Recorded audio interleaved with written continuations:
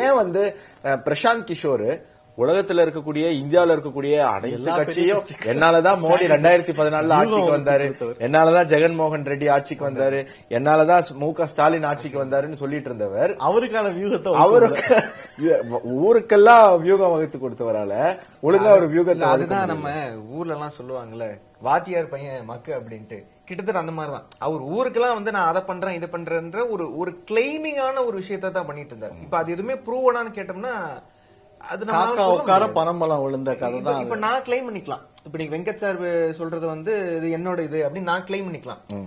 Abhilash bro பேசுறது என்னோட data நான் கிளைம் பண்ணிக்கலாம். பட் இஸ் தட் ட்ரூன்னு ஒண்ணு இருக்குல்ல, நாளைக்கு அதை நான் இம்ப்ளிமெண்ட் பண்ணும்போது அது யாரோடதுன்ற ரியாலிட்டி அவங்களுக்கு தெரிஞ்சிடும். இன்னைக்கு இவ்வளவு நாள் வந்து நான் பண்ணிட்டு இருந்தேன், நான் தான் வந்து வெற்றிக்கு வந்து வாகேஷோட வச்சேன் அப்படின்னு எல்லாம் சொன்னாலும், பட் வாட் இஸ் ஹேப்பனிங் இந்த கிரவுண்ட்னு ஒண்ணு இருக்குல்ல. ஒரே ஒரு இவ்வளோ ஸ்ட்ராட்டஜிஸ்டா இருக்கிறவரு, இவ்வளோ பிரபலமா இருக்கக்கூடியவரு, பல கட்சிகளை ஜெயிக்க வச்சவர்னால ஒரு சீட்டு தான் ஜெயிக்க முடிஞ்சதா? இப்ப நீங்க சொன்ன மாதிரி அதுவும் போயிடுச்சு.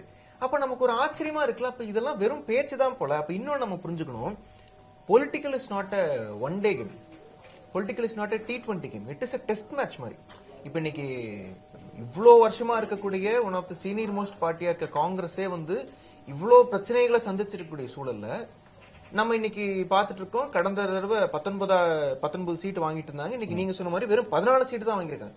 அப்ப அவங்களோட பவுண்டேஷனே டிஸ்இன்டகிரேட் ஆயிருக்கு. இப்ப இவரை நம்பி, இந்த மாதிரி ஒருத்தரை நம்பி தமிழ்நாட்டுல விஜய் அப்படிங்கிறவர் ஒரு கட்சி ஆரம்பிச்சிருக்காரு. அவருடைய நிலைமை என்ன ஆகும் அப்படிங்கறது ஒரு மிகப்பெரிய கேள்வியா இருக்கு. எல்லாருமே என்ன சொன்னாங்க அப்படின்னா, இன்னைக்கு ஜன்ஸ்வராஜ் என்ன மாதிரி ஒரு இம்பாக்ட் கிரியேட் பண்ண போறது பாருங்க அப்படின்னு சொல்லிட்டு அதை வந்து நம்ம நீங்க எங்களுடைய தளபதி வாங்குவார் அப்படின்னு பல பேர் இங்க இருக்கக்கூடிய இவங்க இந்த டிவிகே சப்போர்ட்டர்ஸ் பேசிட்டு இருந்தாங்க. ஐ திங்க் அவங்களுக்கு ஒரு ஒரு குட்டி ஆக்சுவல் ரிசல்ட் தெரிஞ்சிருக்கும்னு நினைக்கிறேன். இப்போ எனக்கு பாஜக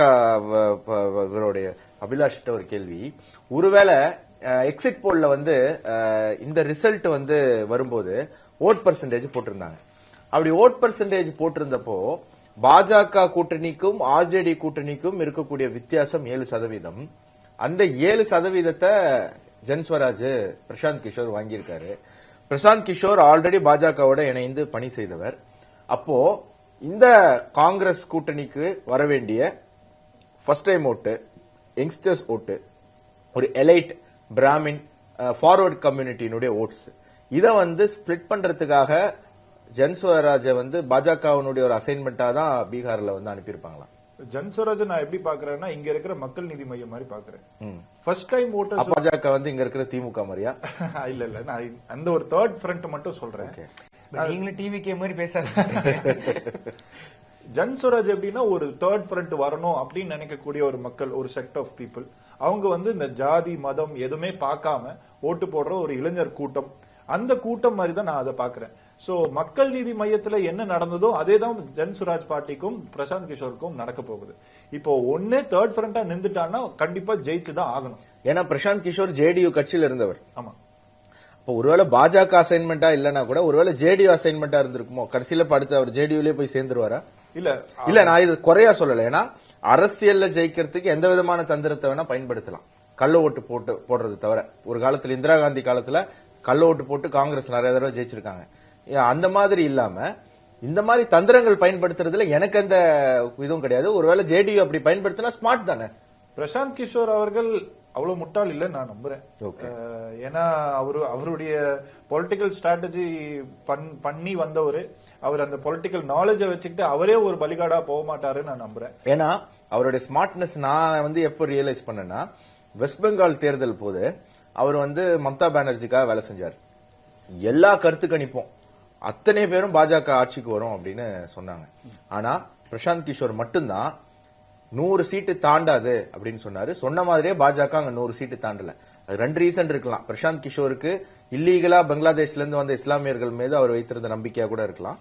பட் இல்லாட்டி உண்மையிலேயே ஸ்மார்ட்டான விஷயமா கூட இருக்கலாம். அப்படி ஸ்மார்ட்டானவர் நீங்க சொல்ற மாதிரி பண்ண மாட்டார். ஒருவேளை இதுவே நாளைக்கு அவருடைய ப்ரொஃபைல்ல என்னுடைய கிளைண்ட்டை ஜெயிக்க வைக்கிறதுக்காக நான் ஒரு கட்சியே ஆரம்பிச்சு அப்படிங்கிற மாதிரி பண்ணா அது அவருடைய தொழிலுக்கு அது ஒரு விளம்பரம் தானே. அது அவர் மேல இருக்கிற ஒரு நம்பிக்கை போயிடும். மத்த ஒரு கட்சி வந்து அவர் எப்படி என்கேஜ் பண்ணுன்றது வந்து ரொம்ப டவுட்ஃபுல்லா இருக்கும். அவருடைய ஃபியூச்சரும் வந்து ரொம்ப டவுட்ஃபுல். சோ வந்து ஜன்ஸ்வராஜ் தனி, அது அவருக்கு ஒரு ஆசை, அவருடைய டிசிஷன் தான், அவருடைய கால் தான் நம்புறேன். ஏன்னா அவர் நிறைய இடத்துல வந்து சொல்லியிருக்காரு, பாஜகவை வீழ்த்துறது கஷ்டம். நிறைய இடத்துல அவரே சொல்லியிருக்காரு. அது அவருக்கு தெரிஞ்சுக்கிட்டு தான் அவர் இந்த போய் நிக்கிறாருன்னா he is ready to face this failure. அப்படிதான் நான் பாக்குறேன். ஓகே.